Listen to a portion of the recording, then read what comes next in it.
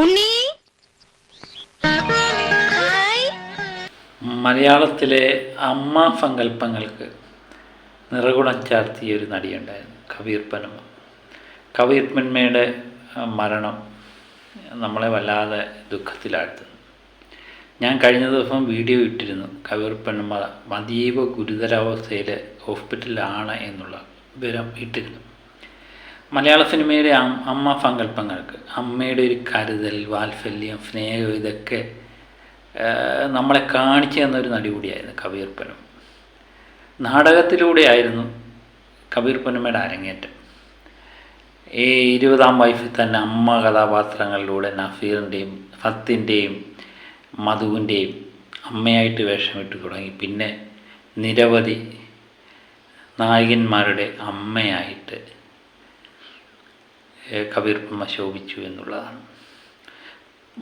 മമ്മൂട്ടി ആയാലും സുരേഷ് ഗോപി ആയാലും എനിക്ക് തോന്നുന്നു മലയാളത്തിലെ മുൻനിര നായകന്മാരുടെ എല്ലാ അമ്മയായിട്ട് കബീർ പനുമ നിറഞ്ഞാടി.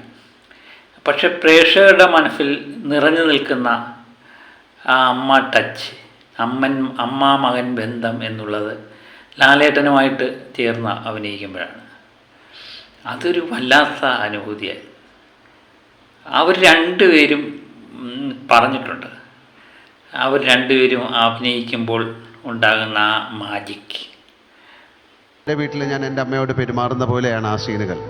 എൻ്റെ മകള് ബിന്ദു എന്നെ അമ്മയെന്ന് വിളിച്ചതിനേക്കാൾ കൂടുതൽ ലാലാണ് എന്നെ അമ്മയെന്ന് വിളിച്ചത്.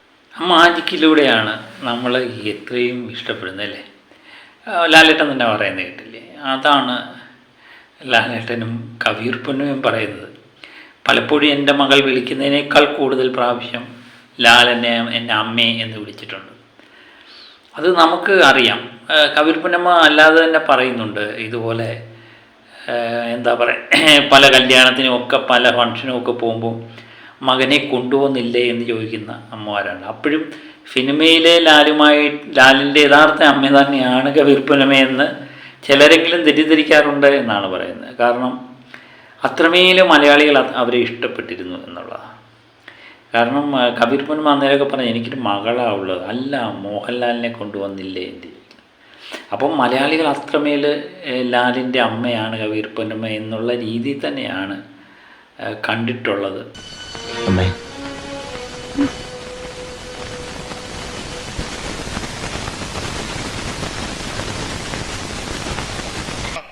കൈ തലേ വെക്കടാ.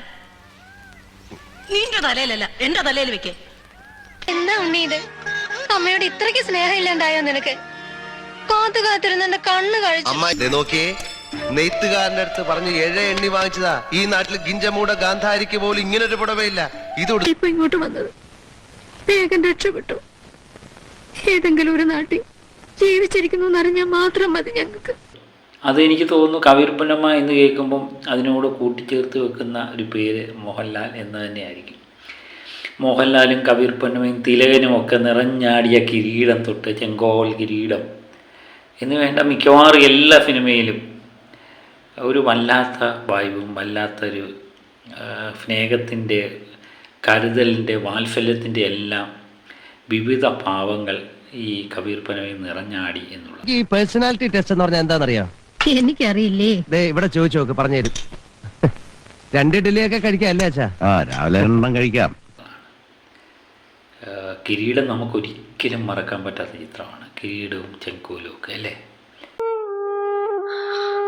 അച്ഛനെന്തേ അമ്മേ?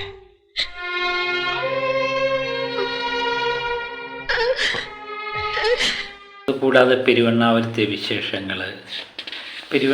വിശേഷങ്ങളിൽ ലാസ്റ്റ് സീനുകളിലൊക്കെ ഇവർ രണ്ടുപേരും വരുമ്പം പെരുവണ്ണാപുരം തന്നെ ആ അമ്മയും മകനെയും വരവേൽക്കുന്നുണ്ട്.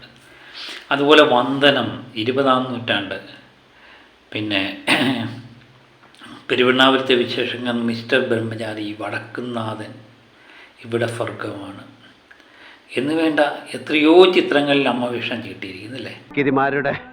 നീ ഇങ്ങനെ കഞ്ചാവ് വലിച്ചു കയറ്റിട്ട് വന്ന സൂക്കേടാണ് കുട്ടിയെ ഇതൊക്കെ.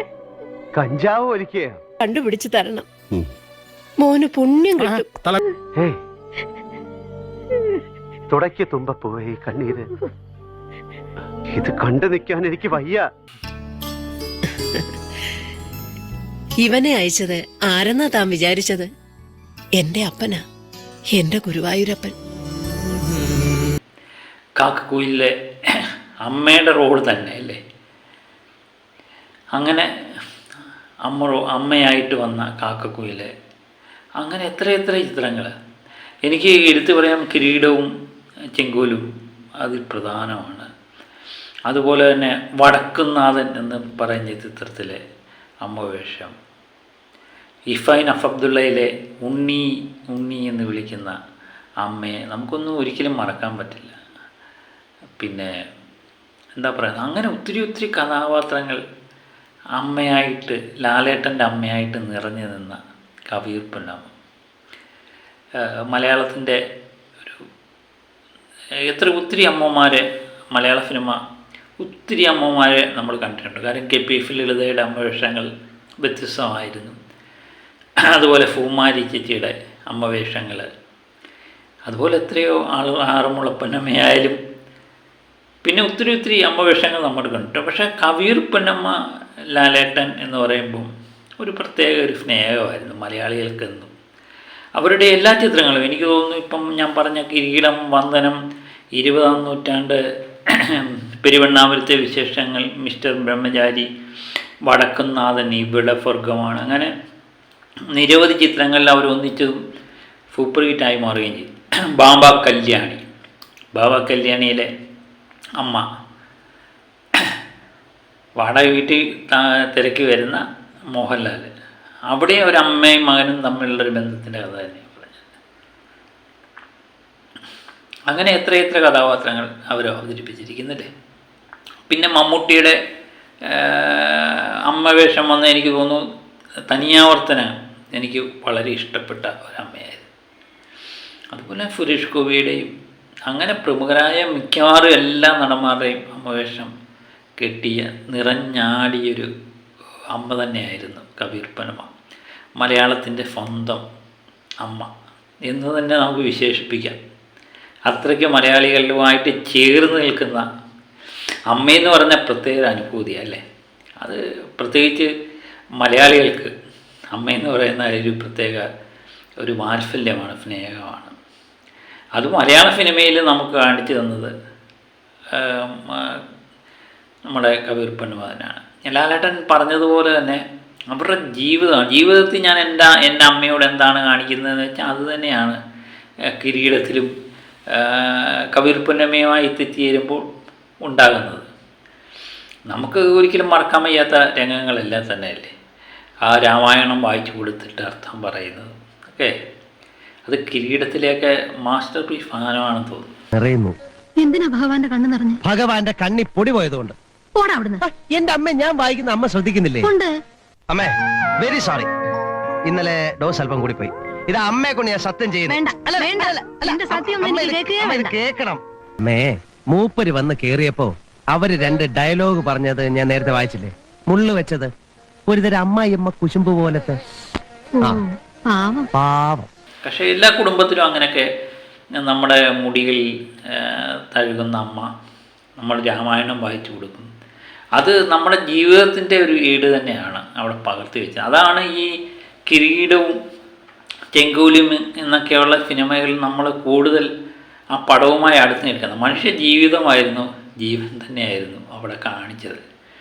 അതുപോലെ ഞാൻ നേരത്തെ പറഞ്ഞ പോലെ തിലകനും കവിയൂർ പൊന്നമ്മയും മോഹൻലാലും ഒത്തുചേരുമ്പോൾ ഒരു അച്ഛൻ അമ്മ മകൻ ബന്ധം നമുക്ക് കാണാൻ പറ്റും. നമ്മുടെ ജീവിതത്തിലെ ഒരു അച്ഛൻ മകൻ അല്ല, സിനിമയിലെയാണെന്ന് നമുക്ക് തോന്നുന്നതേ ഇല്ല.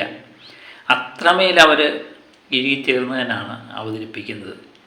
അത്രമേൽ ഇഷ്ടപ്പെട്ട ഒരു ജോഡി തന്നെയായിരുന്നു അവർ. 3 പേരും കൂടെ ഒന്നിക്കുമ്പോൾ ഉണ്ടാകുന്ന ഒരു വൈബുണ്ട്, ഒരു സ്നേഹമുണ്ട്, ഒരു വാത്സല്യമുണ്ട്. അതാണ് ഇപ്പം നമുക്ക് നഷ്ടപ്പെട്ടത്. ഏതായാലും മലയാള സിനിമയുള്ളിടത്തോളം കാലം, മോഹൻലാൽ ഉള്ളിടത്തോളം കാലം എനിക്ക് തോന്നുന്നു കവിയൂർ പൊന്നമ്മ എന്നും നിറഞ്ഞു നിൽക്കുക തന്നെ ചെയ്യും. ലാലിൻ്റെ അമ്മ മലയാള സിനിമയിൽ എത്ര അമ്മമാർ ഇനിയും വന്നാൽ പോലും മലയാള സിനിമയിൽ കവിയൂർ പൊന്നമ്മയോളം ചേർന്നൊരു നടിയെ ഇനി കിട്ടാൻ വളരെ പാട് തന്നെയായിരിക്കും. അപ്പം കവിയൂർ പൊന്നമ്മയ്ക്ക് എല്ലാവിധ ആദരാഞ്ജലികളും നേർന്നുകൊള്ളുന്നു. അപ്പം മറ്റൊരു വീഡിയോയുമായി വീണ്ടും എത്താം. Okay, by.